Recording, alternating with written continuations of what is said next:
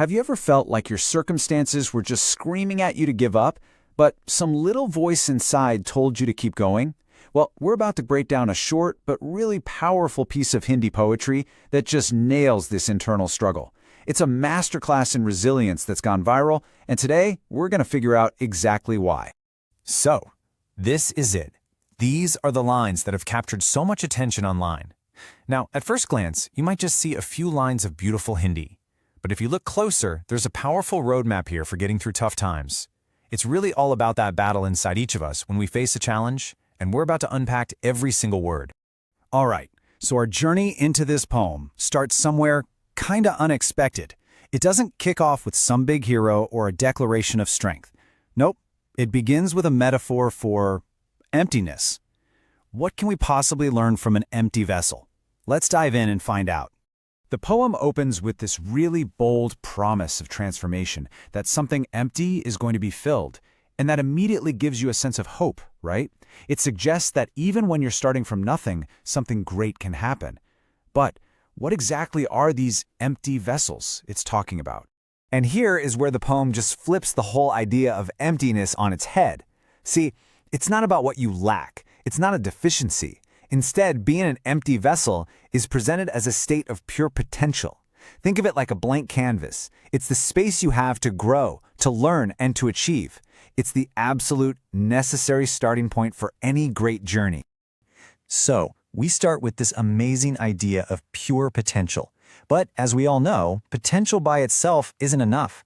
Life is going to throw storms in our path. And the poem, it confronts this reality head-on.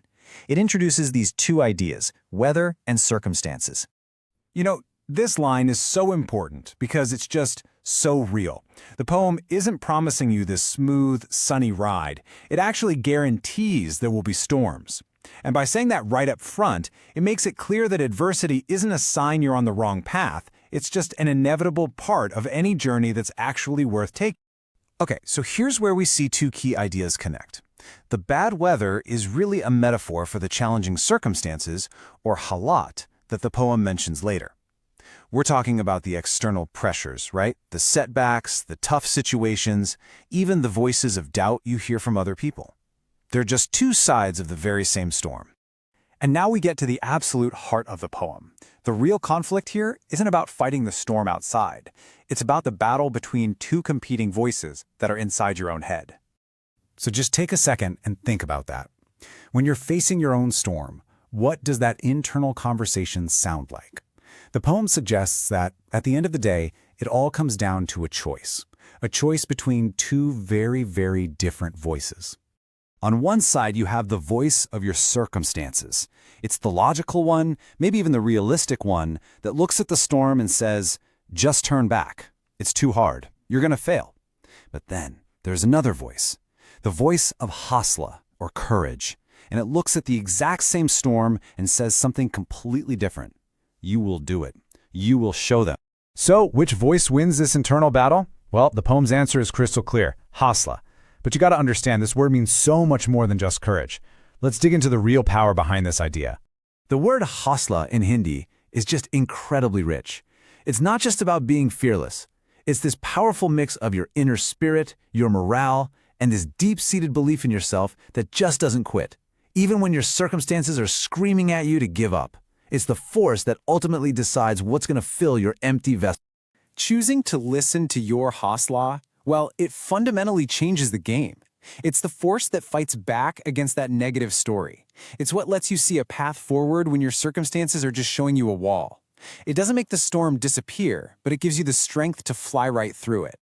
And all of this brings us to the poem's big, triumphant climax. After that internal battle is won, after you've chosen courage over circumstance, what happens next? Simple. You take flight. This is the payoff. This is what it's all about. That internal victory leads to external movement. You don't just survive the storm, you take flight towards your destination in spite of it.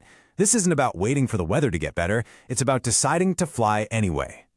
So, what we're left with is a simple but really powerful game plan for resilience. You can think of it as your own personal flight plan. Step 1, accept your potential, your empty vessel. Step 2, recognize that voice of doubt, the one created by your circumstances. Step 3, consciously choose courage, and finally, empowered by that choice, you take your flight. At the end of the day, it all comes down to this one single statement. This is the mantra at the very heart of the poem. It's that internal affirmation that just silences all the external doubt. When your circumstances tell you to turn back, this is the voice you have to turn up. So, as we wrap this up, the poem kind of leaves us with a question. We all have our own empty vessels to fill and storms to face. We all hear those two voices. The only question that really matters is the one only you can answer. What's your destination, and will you choose the courage to fly towards it?